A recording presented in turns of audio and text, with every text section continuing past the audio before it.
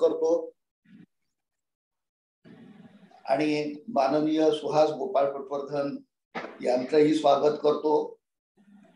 त्यांच्या मार्गदर्शनाचा अपूर्व लाभ आम्हाला होतो आहे, याबद्दल श्री पंत महाराजांची कृपा स्मरून सगळ्यांना प्रेमळ नमस्कार करतो आणि विश्वनाथला विनंती करतो की आजची भजन सेवा त्यांनी सुरू करावी.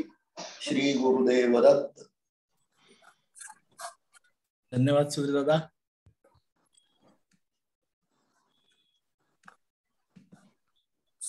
सुरुवात करायची. विश्वनाथ म्हणतोय मग करूया सुरुवात. आपण सुहास दादा नेहमी आपण आपल्या कार्यक्रमाची सुरुवात एका पदाने करतो, भजनाने करतो आपण.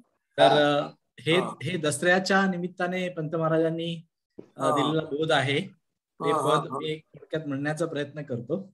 अच्छा. श्री गुरुदेव दत्त. पद क्रमांक 1932.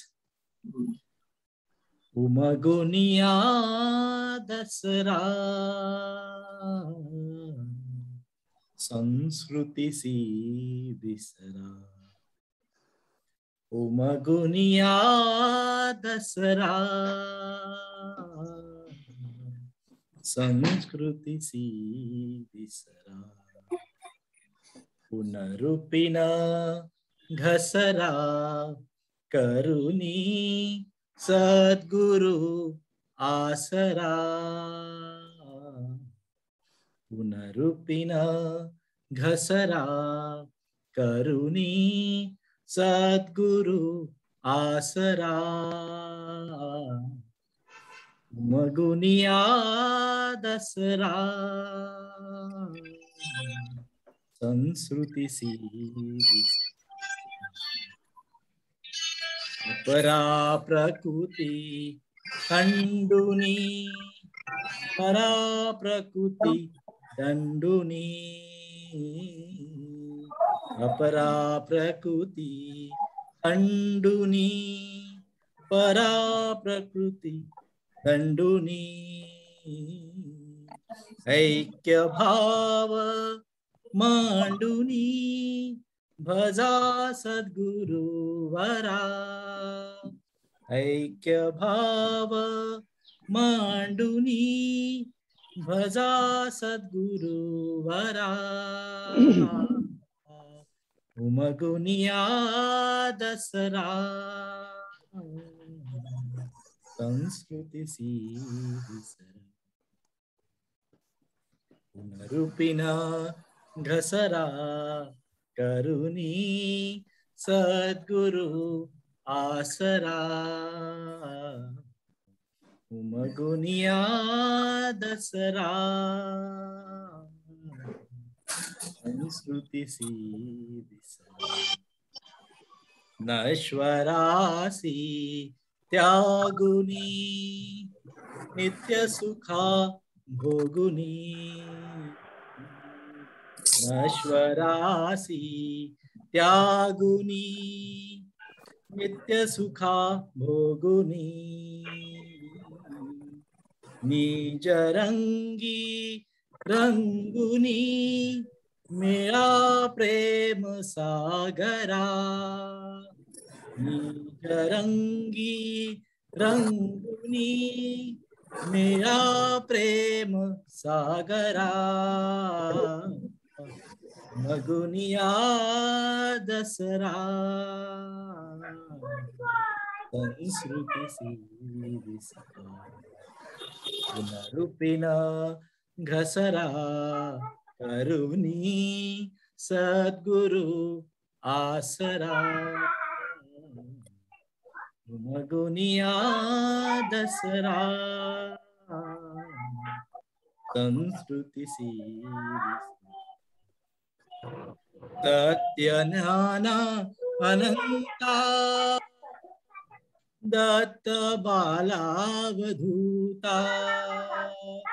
सत्य ज्ञान अनंता दत्त बालावधूता. प्रेम भरे फुलत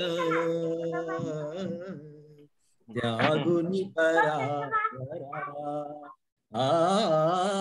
प्रेम भरे उलत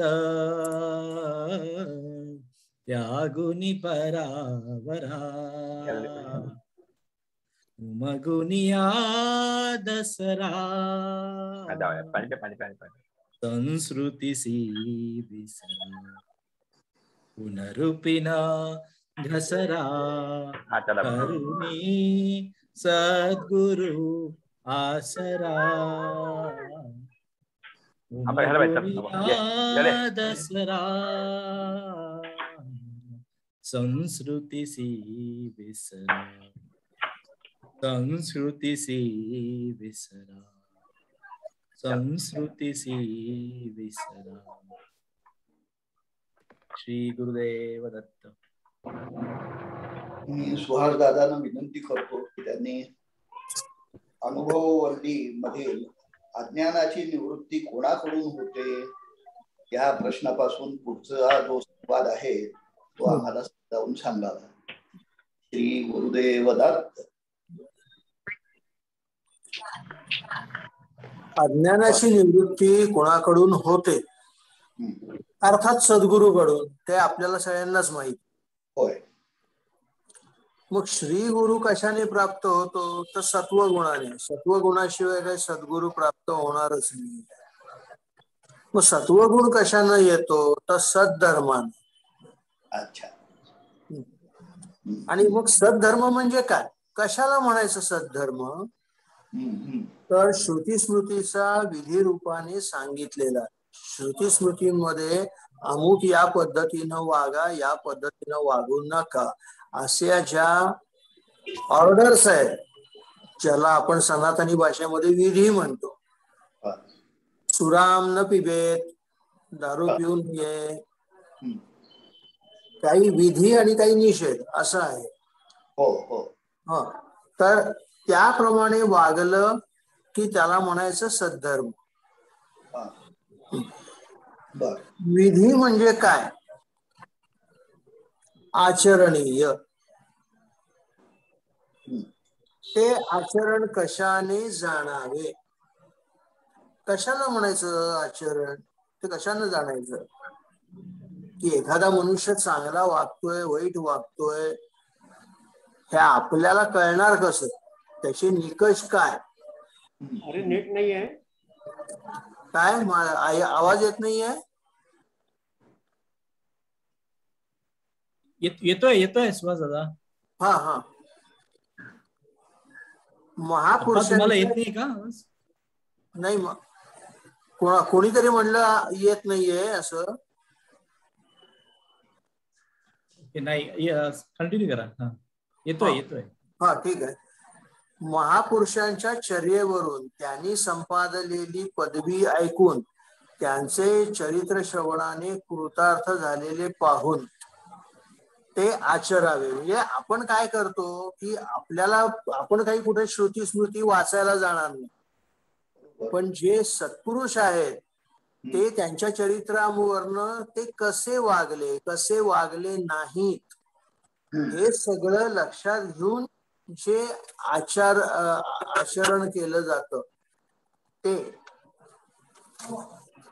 त्यांच्या आचरणाचा आदर्श आणि उदाहरण हे नजरेपुढे ठेवून आपण त्याप्रमाणे विधी नियमांना अनुसरायचा प्रयत्न केला पाहिजे. हा त्याचा भावार्थ आहे. तशा विधीचे ठाई बुद्धी कशी परवर्तावी म्हणजे कशी व्हावी तर सज्जन सहवासाने. तुम्ही जोपर्यंत सज्जन सहवास करता तोपर्यंतच तुम्हाला कळेल की काय चांगलं आणि काय वाईट. तर तुम्ही दुर्जनांचा सहवास करू नका. जे विषयांमध्ये लोलूप आहे, जे विषयांच्या करता जास्त प्रयत्न करतात, ज्यांची वाणी चांगली नाहीये, त्या वाणीनं काय वाटेल ते बोलतात, वाणीचा गैरवापर करतात, अशा लोकांशी संगत तुम्ही करू नका. सज्जनांच्याच सहवास तुम्ही करा. म्हणजे आपोआप तुम्हाला कसं वागायचं चांगलं आणि कसं वाईट वागू नये हे तुम्हाला कळेल. हा त्याचा भावार्थ आहे. सज्जन सहवास कसा प्राप्त व्हावा,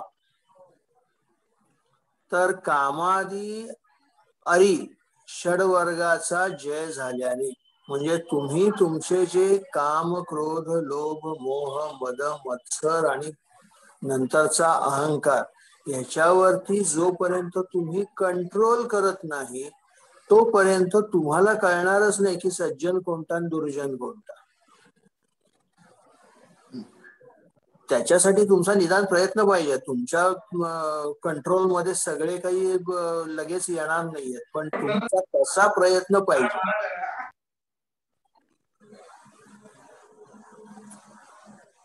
तर त्याचं एक षड्रिपूंच्या बाबतीत एक सिद्धांत आहे वेदांताचा, तोही जाता जाता सांगून टाकतो मी, की संतांच्या वाङ्मयात षड्रिपूंना रिपू म्हणजे शत्रू म्हटलंय. त्या षड्रिपूंना ठार करा असे काही निरनिराळ्या अभंगातनं म्हटलं जातं. त्या षड्रिपूंना हकलून द्या असं म्हटलं जातं.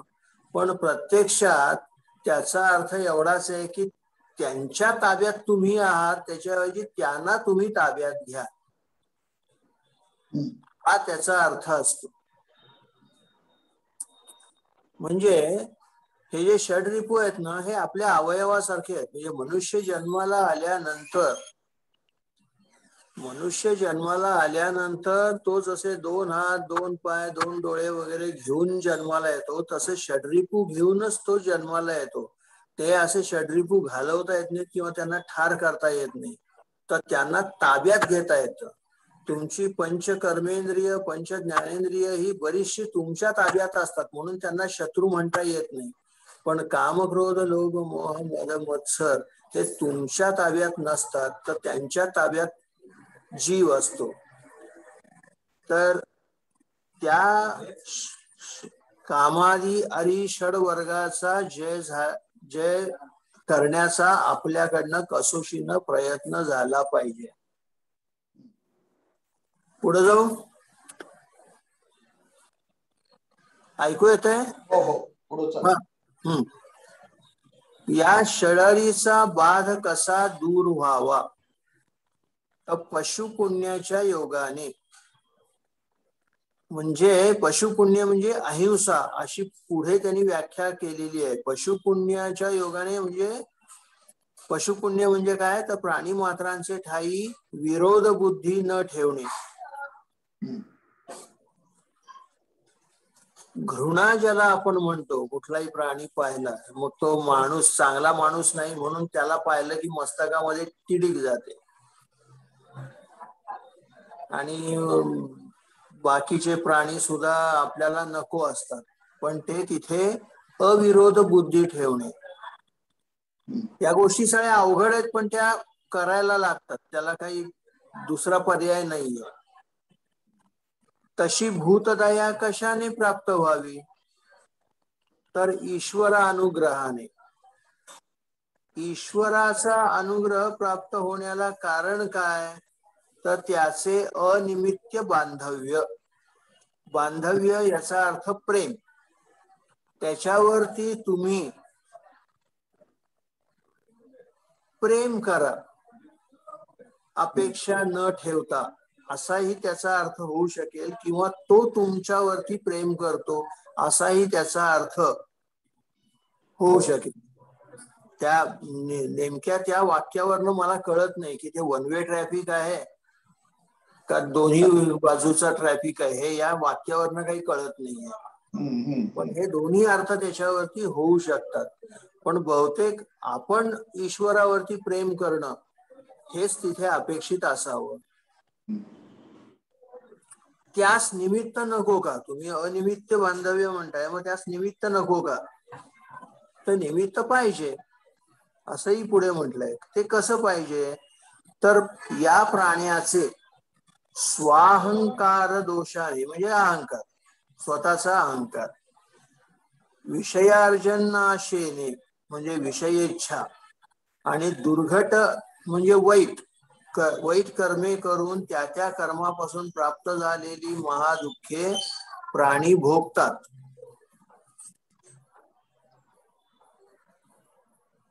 कसं आहे, अनिमित्त बांधव्य याचा अर्थ काही अपेक्षा नाहीये तुमच्याकडनं. तुमच्याकडनं एकच अपेक्षा आहे की मला जे काय दुःख होतं ते जावं. या एका इच्छे पलीकडे दुसरी इच्छा नाहीये.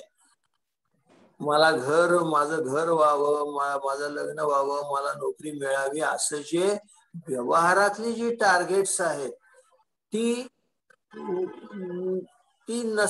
नसावी.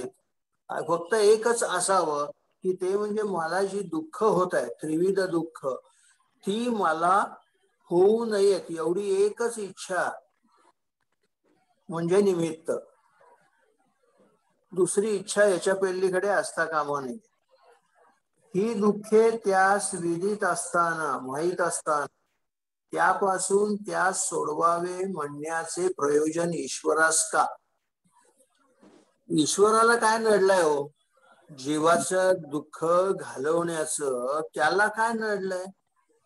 तो कशाला त्याच्यामध्ये इंटरेस्ट घेतोय, असा तो प्रश्न आहे. तर हा प्रश्न काही आवडला नाही पंतांना. ते म्हणतात, शाबास, लहान वासरू गाई सोडून तळमळत असताना व्यालेली गाय गप्प बसते का? देव जर सगळं जग निर्माण करतो, त्या जगाचे आपण सगळे मेंबर आहोत, तर आमची काळजी घेणं ही ईश्वराला आवश्यक आहे ना. म्हणून त्यांनी गायीचं उदाहरण दिलंय. राजा आपली प्रजा दुःख भोगीत असलेले पाहून निद्रिस्त होईल का? ज्यांच्यावरती आपण राज्य करतो त्याच्या हिताचं काम राजा करील की नाही? पतिव्रता स्त्रियेस कोणी बलात्काराने नेत असलेले पाहून शूर पुरुष उगीच बसेल का? शांत राहील का तो? कापणीस आलेले पीक रान डुकरे खाऊन तुडवून नाश करीत असताना पेरलेला याचा अर्थ शेतकरी, बरं का. त्यानं पेरला आहे तो. ज्यांनी पेरलाय तो पेरलेला म्हणजे शेतकरी. पेरलेला सोंगट्या खेळत बसेल का? पृथ्वी शरीर धारण करून व जल शरीराने प्राणरक्षण करून अग्नी शरीराने भुक्तान्नरस पचून द्विसप्तती सहस्र, द्विसप्तती म्हणजे 72, द्विसप्तती सहस्र नाडीत वायू शरीराने वाटून बल उत्पन्न करून गगन शरीराने वाग व्यापारास अवकाश देऊन चंद्र शरीराने इष्ट वस्तुप्रत नेऊन सूर्य शरीराने काळाचे ठाई अवस्था भेदे करून अनुभवण्याजोगे जीव शरीरानी सकल देहोचित तत्कर्मास समान असे रागाद्युपाधी विशिष्ट अंतःकरणप्रद या ईश्वरास प्रयोजन नाही तर दुसऱ्यास असू शकेल का? या सगळ्याचा अर्थ असा आहे की ईश्वरानी हे सगळं पंचभौतिक शरीर निर्माण केलं.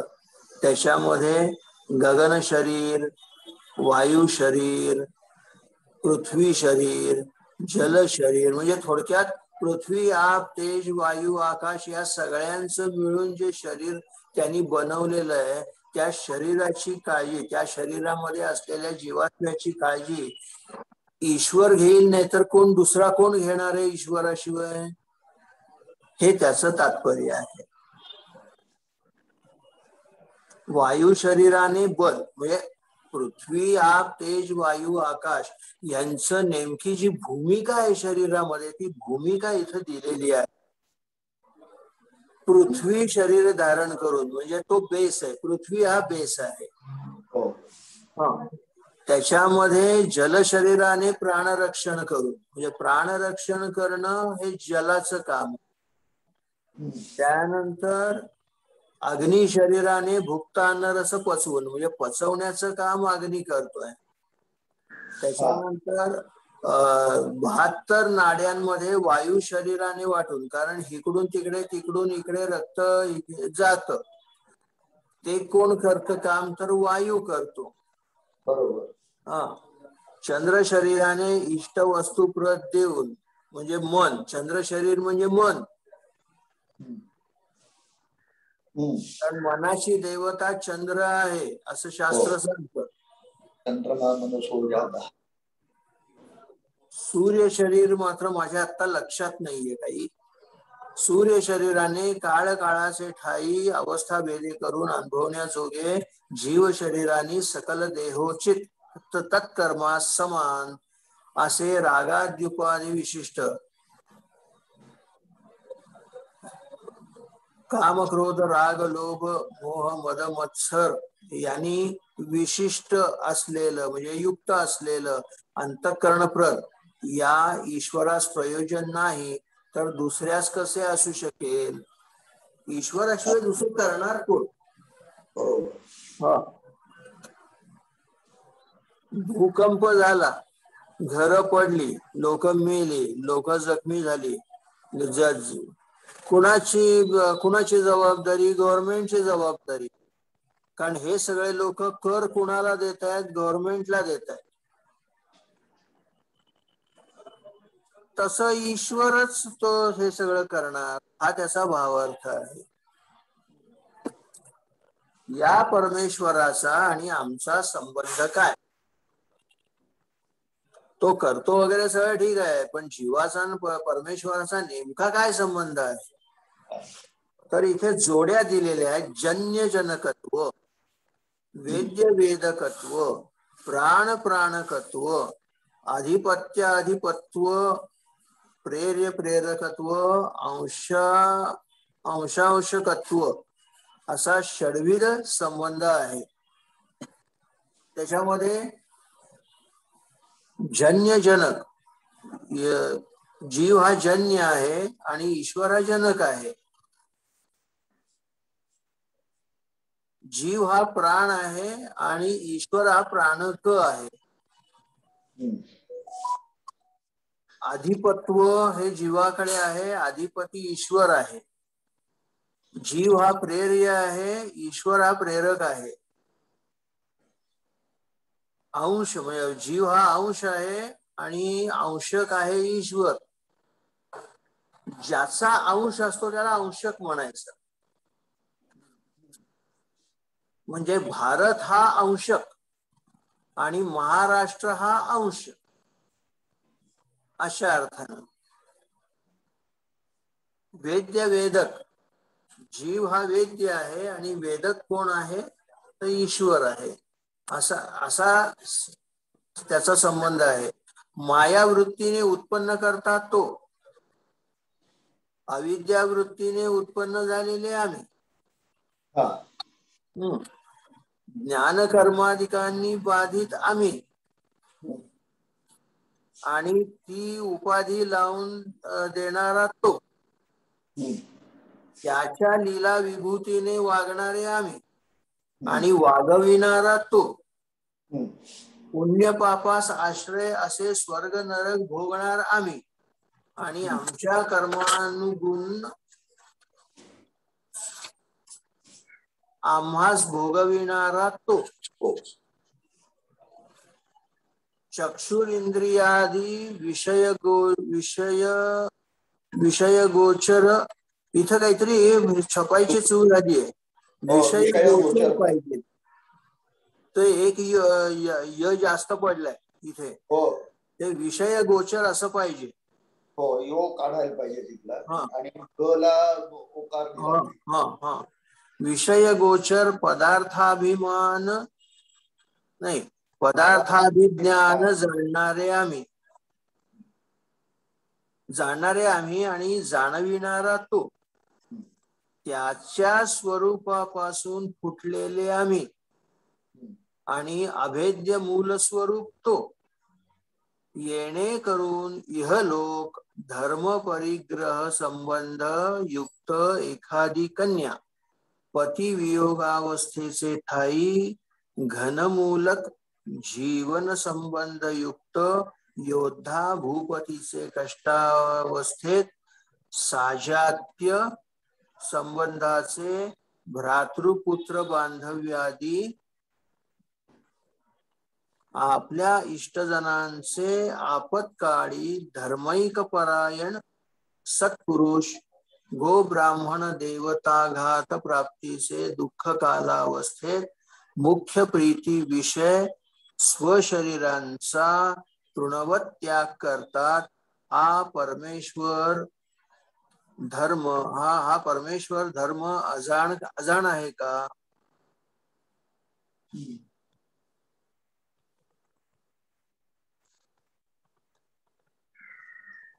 याच्यावरती माझा अभ्यास झालेला नाहीये.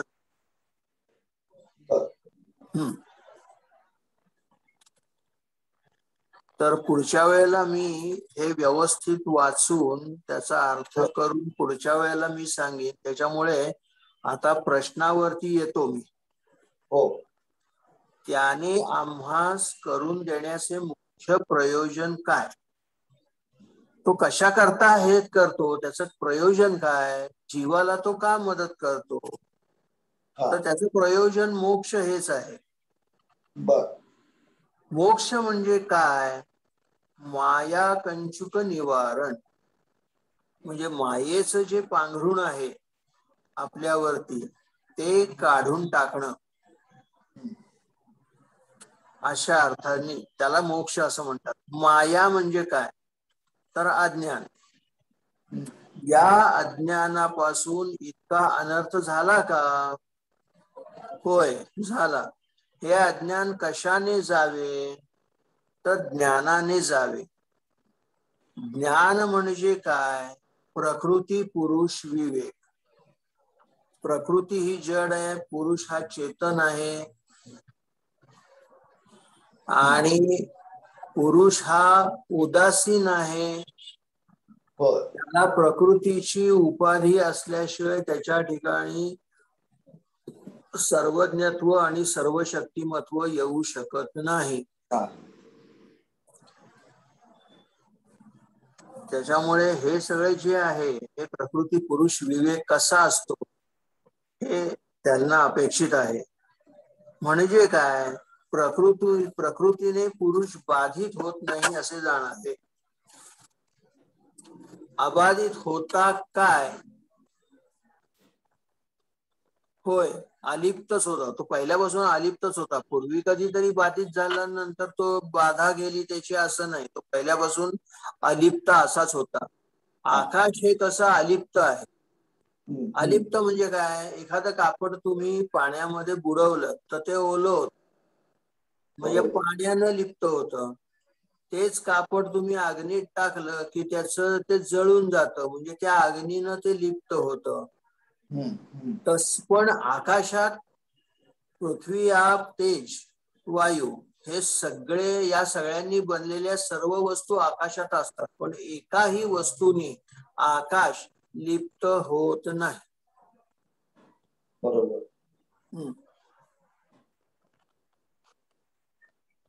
तस हा जो पुरुष आहे, चेतन पुरुष, हा कधीही अलिप्तच होता. जसं सूर्य आणि तम एका गृही वास करून असतील का? नाही. मग चिद्रूप जो आपण यास आणि जडरूप मायेस संबंध आहे कसे म्हटले? की आपणच अविद्या, बंध, माया, मोह, मल, तम इत्यादी पर्याय नामे पाहून जगत जन यास अधिकारण झालेली आहे. पुरुष अलिप्त आहे, पण माया तशी अलिप्त नाहीये. माया कसं आहे की सोनं आहे, त्या सोन्यापासून बांगडी बनते, अंगठी बनते, चेन बनते, कानातलं रिंग बनते. एकच सोनं इतक्या यांनी नटत. तसं एकच प्रकृती अविद्या, बंध, माया, मोह, मल, तम या प्रकारानं तीच नटते. आणि तीच आदिकारण बनलेली आहे. या सगळ्या जगाच्या निर्मितीला आदिकारण तीच आहे. अधिष्ठान फक्त पुरुषाचं आहे. ती गेली असता काय होते?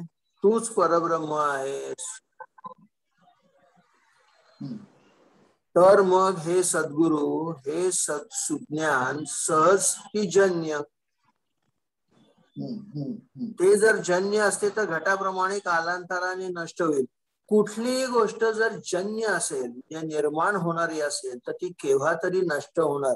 तो नियमच आहे तर्कशास्त्राचा की जे जे जन्य आहे ते ते विनाशी आहे. जर ज्ञान हे जर जन्य असेल तर ते विनाशी ठरेल. तर मग सहज काय आहे? स्वाभाविक काय आहे?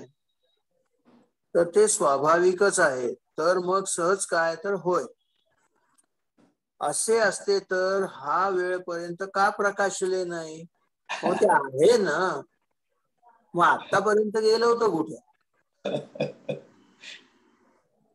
तर प्रतिबंधकाचे योगे करून कसं असतं? प्रतिबंध जर म्हणजे एखादी वस्तू आहे त्याच्यावरती जर पांघरून टाकलं तर ती वस्तू असून दिसणार नाही. हा.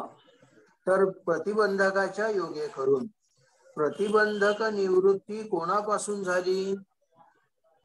तर परमदयाळू श्री दत्त महाराजांच्या प्रसादाने झाली. म्हणून त्यांचेच अद्वय भजन सेवन आमरण करून सुखी हो.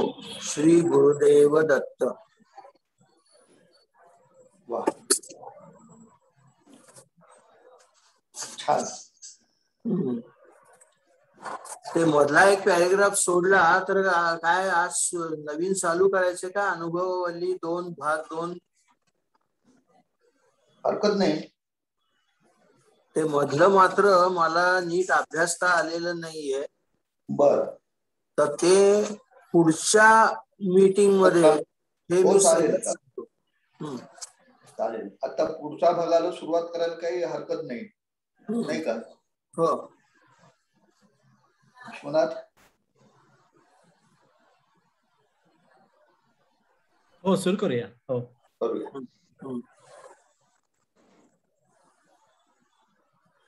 कारण मला सुद्धा हे नवीन आहे. मी पंतांचा वाङ्मयावरती मी कधी अभ्यास नाही केलेला. परंतु जे माझं थोडंफार शिक्षण झालेलं आहे मराठी गुरुजींच्याकडे, त्याच्या मदतीनं मी स्वतःच याचा अभ्यास करतोय.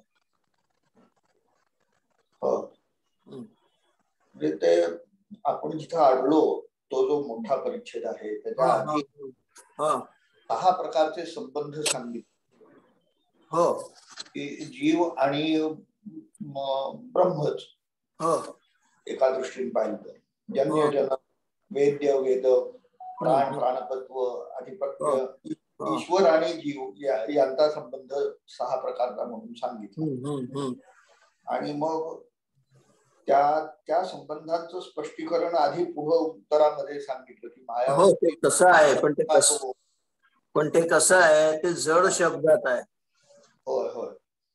ते पटकन त्याच्या पुढं मात्र ते 6 संबंध कसे आहेत हे उलगडून सांगितल्यानंतर पुढचा जो भाग आहे तो मात्र आपल्याला अभ्यासायला पाहिजे.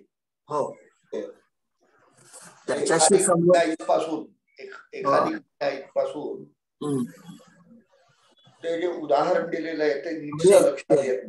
तर हे जे वाक्य आहे ना, येणे करून इहलोक धर्म परिग्रह संबंध युक्त एखादी कन्या, ह्या वाक्यापासून पुढचं नीट वाचायला पाहिजे, नीट अभ्यासायला पाहिजे. कारण हे सगळे शब्द जे आहेत हे संस्कृत प्रचूर सगळे शब्द आहेत.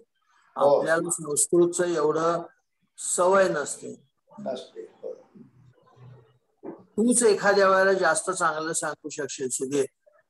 पण याच्यामध्ये म्हणजे ईश्वरावरती जे नैर्घृण्य आणि वैषम्य हे जे 2 दोष आरोपित केले जातात त्याचं खंडन करण्यासाठी हा परिच्छेद आहे असा एक माझा समज झालेला आहे.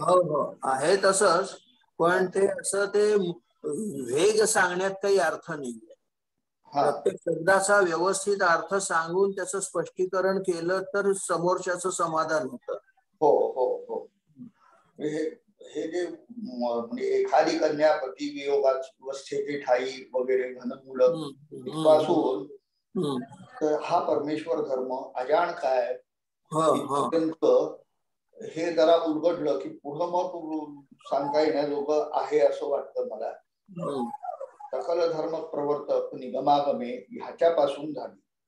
हा जगन्नायक कृतघ्न काय असा पुढे प्रश्न निर्माण केलाय की ह्याच्यापासून जर हे झालेलं आहे तर याला कृतघ्न कसं म्हणता येईल. सकल प्राण्यांच्या मनकरणांनी गृहीत विषयोपभोग जीव शरीरांनी अनुभव चंद्र शरीरांनी उत्पन्न करीतो. हा सदाशिव दूरस्थ काय, हा दूर राहिलाय का. हा नाही, हा चंद्र शरीरानं त्यांच्यामध्ये आहेच, हे करतो आहे. त्याचप्रमाणे अविद्या वृत्तीने बद्ध झालेल्या जीवांना स्वाधीन माया वृत्तीयुक्त आहे असा तो ईश्वर आहे. तर हा भगवंत उदासीन काय, त्याला उदासीन कसं म्हणता येईल. त्याच्यावरती उदासीनतेचा जो आरोप करतात तो इथं खंडीला. ज्या ज्या अवस्थेत जी जी इंद्रिये जो जो विषय ग्रहण करतात ते पदार्थ गुणाभासक ज्ञान स्वरूप तो होवे. त्याला अजाणते पण कसं म्हणता येईल. तो आमच्या परिस्थितीला, आमची परिस्थिती त्याला तो जाणत नाही असं म्हणता येईल काय. नाही. पूर्ण ज्ञानी तो बाह्य काय, तो जर पूर्ण ज्ञान आहे आणि पूर्ण ज्ञानी जर तो आहे तर त्याला तो बाहेरचा कसा म्हणता येईल. बरोबर आहे. हृत्पद्मावर हृत्पद्म मंदिर काय म्हणजे तो कसा आमच्या आतमध्ये ओतप्रोत व्यापून आहे. विजाती, विजाती म्हणजे काय त्याचा अर्थ करावा. विजाती, विजाती, विजाती हृदपद्म मंदिर विजाती काय. आता सजाती विजाती हे जे भेदांचे प्रकार, तर त्या विजातीच्या अर्थानं हा इथं विजाती असावा. ते संबंध नीट कळत नाहीये. हृदपद्म मंदिर आणि विजाती यांचा नेमका संबंध तर कळत नाहीये.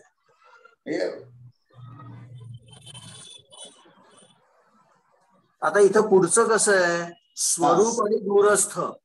हो, म्हणजे तो आपलं स्वरूपच आहे. हो, आणि मग तरी त्याला कसं असेल. हा जसा संबंध लागतो तसा हृदपद्मा मंदिर काय याचा अर्थ नाही समजले. अर्थ म्हणजे असं खूप आहे याच्यामध्ये. हो हो.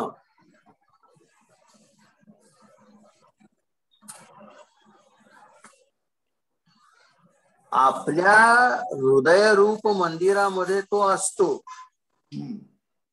मग तो बाहेरचा कसं काय असेल असं बहुतेक ते दिसतंय. तो माझ्याच घरातला आहे. हो, पाहुणा कसा असेल. बरोबर. विजाती म्हणजे पाहुणा, बरोबर, वेगळ्या जातीचा. म्हणजे उपरा. विजाती म्हणजे उपरा. उपरा उपरा.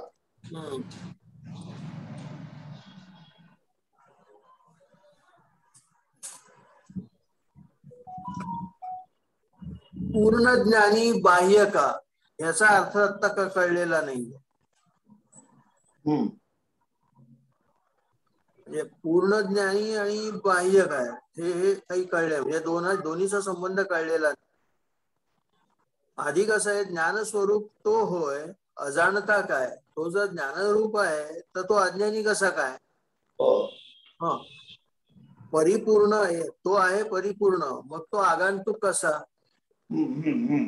तो सगळीकडेच आहे, मग आगंतुक कोण आहे. नित्य, तो नित्य आहे, अविनाशी आहे. मग कालिक आहे का तो, म्हणजे उत्पन्न होणार आहे का. काळाने तो मर्यादित झालेला आहे का. तो जो नित्य आहे, तो जो अनादी आहे, जो अनंत आहे, तो काळाने मर्यादित कसा होईल. असा त्याचा नित्य आणि कालिकचा संबंध आहे. हो. आता इथं पुढचं परत कळत नाही. सद्रूप संबंध सामान्य, तो सद्रूप आहे आणि संबंध सामान्य कसा असेल, पण ह्याचा मला काही संबंध कळलेला नाही. हा, उलगडा झालेला नाहीये. हा, उलगडा झालेला नाहीये. तोच प्रमुख आहे. मग तो अप्रधान कसा असेल? प्रधान या शब्दाचा अर्थ प्रमुख असाच आहे. परमपुरुष असं म्हटलेलं आहे. दुःखरूपी कसा काय असेल? जो सगळ्यात श्रेष्ठ आहे तो दुःखी कसा असेल? आनंद घन तो आहे, तो खंडित कसा काय असेल? खंडित म्हणजे दुःखी. कारण नृत्यामध्ये ज्या अष्टनायिका आहेत त्याच्यामध्ये एक खंडिता म्हणून आहे, म्हणजे जी दुःखी झालेली आहे अशा अर्थाचं काहीतरी आहे ते.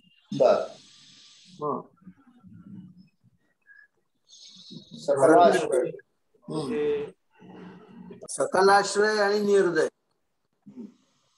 सगळे त्याच्या आश्रयभूत आहे. सगळ्यांना जर तो आश्रय आहे तर त्याला निर्दय कसं म्हणता येईल? सगळ्यांना आश्रय देणारा तो जर आहे, सगळ्यांचा आश्रय करलेला तो. नाममात्रे भव उद्धारक.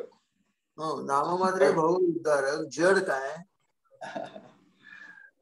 तो जड असणारच नाही.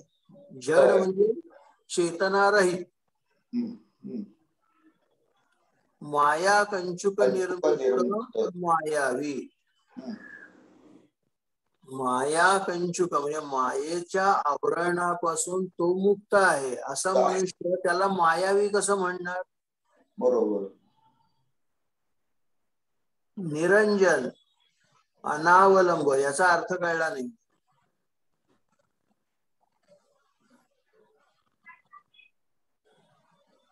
तो निरंजन आहे.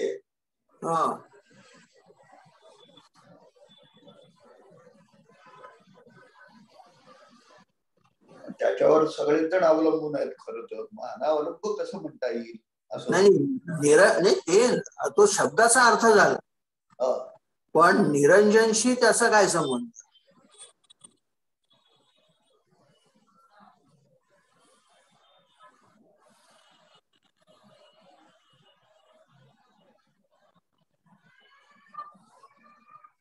नाही समजत आहे. षट्त्रिशत तत्वातीत म्हणजे 63 तत्वाच्या पलीकडचा. त्याच्या पलीकडचा. आणि मग तो दोषी कसा असेल? कारण सगळे त्या तत्वात, दोष सगळे त्या तत्वात आहे. तो तत्वातीत आहे, मग दोषी कसा असणार? निराकारी सप्रयोजन याचा सुद्धा तेवढा नीट अर्थ कळत नाही. कृतकृत्य आणि लोभी इथं सरळच आहे. जो कृतकृत्य आहे तो लोभी कसा असेल? त्याला लोभ असायचं कारणच नाही. त्याला काहीच कारण नाहीये. नित्य तृप्त कामी हे स्पष्ट आहे. कामदग्ध रक्त ते कळलेलं नाहीये. रक्त याचा काही वेगळा अर्थ आहे का? काय? त्यामध्ये गुंतलेला रंजन पावलेला म्हणजे अनुरक्त म्हणतो त्या पद्धतीचं. हो, त्याप्रमाणे कामदग्ध ज्यानं सगळ्या कामांना टाळलेला आहे असा. आणि मग तो कामामध्ये रक्त कसा होईल? म्हणजे अनुरक्त कसा होईल? त्या रक्ताच्या ऐवजी अनुरक्त म्हणणं जास्ती बरं पडेल. आपल्या दृष्टीनं पडेल. आपल्या दृष्टीनं. महास्मशान मंदिर आणि कोपी ह्याचाही तेवढा नीट नाही उलगडलेला अर्थ. पुढचं सोपं आहे. गंगाधर कठोर.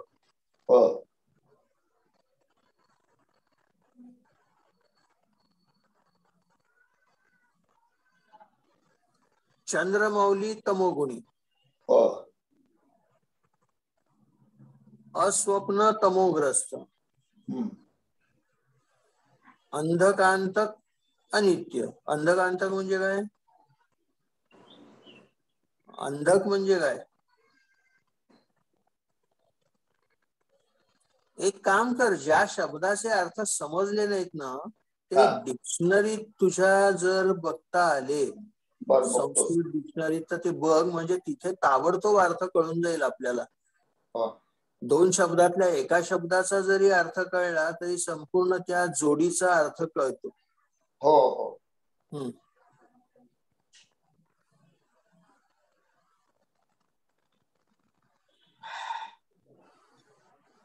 या जोड्या ज्या आहेत त्या परस्पर विरुद्ध अशा गोष्टी दाखवणाऱ्या आहेत.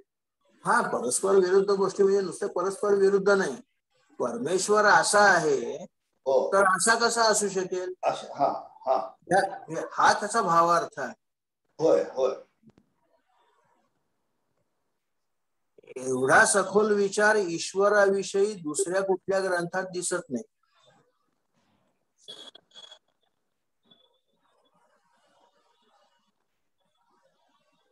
तो सर्वज्ञ सर्वशक्तिमान आहे, जीव अल्पज्ञ अल्पशक्तिमान आहे, वगैरे वगैरे असतं सगळीकडे. पण असा इतका सखोल ईश्वर विषयक विचार अन्य कुठल्या ग्रंथात मी पाहिलेला नाही.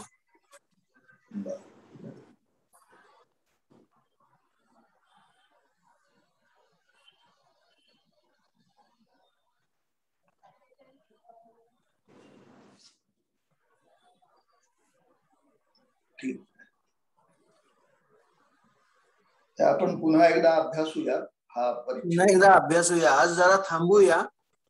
चालेल. हा, आणि ह्याचा मी पूर्ण अभ्यास करतो. पण त्याच्या पूर्वी एकदा तुझ्या संस्कृत डिक्शनरीतनं आपण अर्थ बघून घेऊया. मी वाटलं तर तुला एकदा फोन करतो.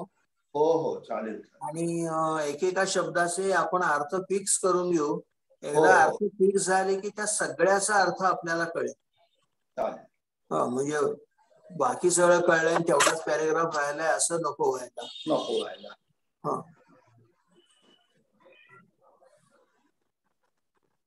मग विश्वनाथ आज थांबूया आपण इथे. हो चालेल. धन्यवाद सुहास दादा, सुधीर दादा, आजच्या या सत्राच्या मार्गदर्शनाबद्दल. मी अप्पांना विनंती करतो की त्यांनी 2 शब्द बोलावेत.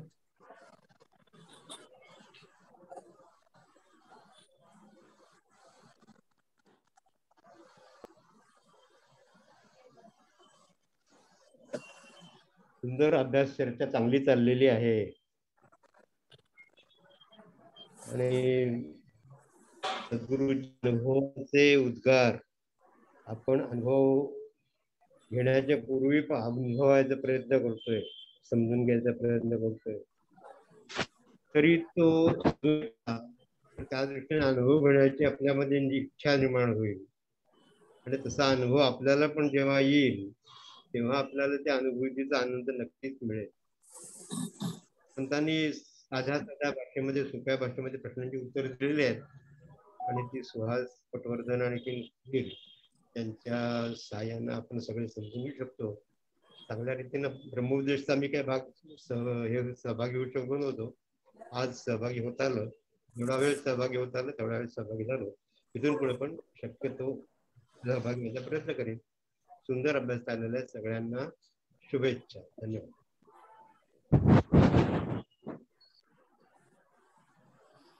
धन्यवाद अप्पा. सुधीर दादा, आपण आता मग आजच्या कार्यक्रमाचा समारोप करूया. बालचंद्र दादा, तुम्ही आरती म्हणणार आहेत का?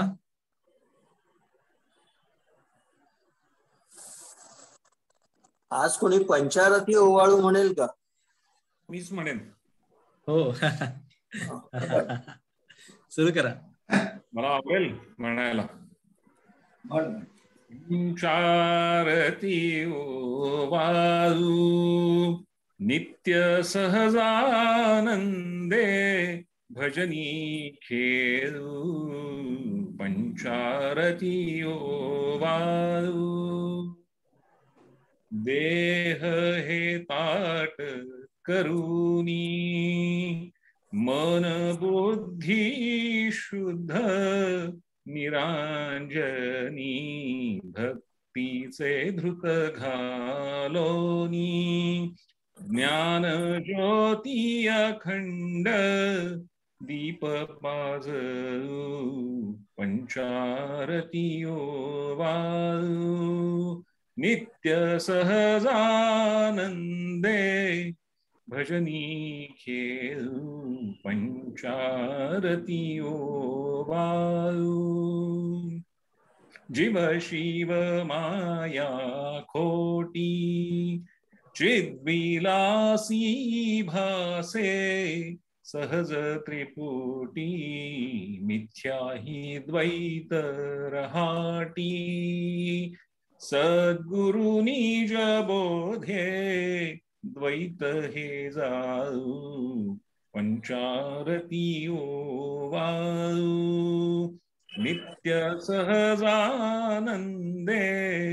भजनी खेळू पंचारती ओवाळू नाही मुळी अहं ममता बंध मोक्षाची कल्पित वार्ता खूण ही बाणली दत्ता निज रंगी रंगुनी स्वरूपी मिळू पंचारती ओवाळू नित्य सहजानंदे भजनी खेळू पंचारती ओवाळू. श्री गुरुदेव दत्त.